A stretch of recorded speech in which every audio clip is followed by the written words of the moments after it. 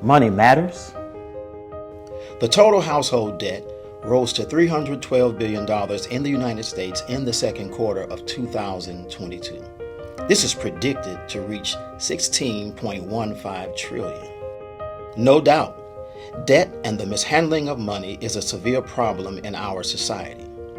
Its impact seems to affect every aspect of life: education, housing, food, and even physical and mental health, with stress, anxiety, depression, and high blood pressure being among the top adverse health impacts, all due to debt. Debt has affected many individuals, causing economic vulnerabilities and uncertainties in nearly every household in the country.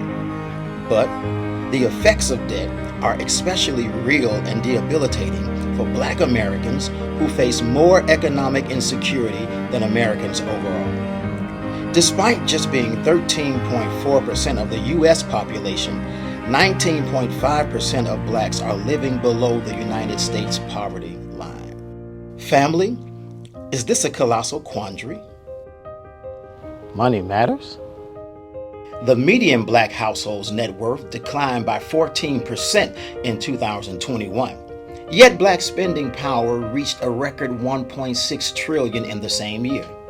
This statistic is alarming when you consider the fact that Black household income is still significantly lower than the national average and equals only 1/8 of the average white household income. Money matters.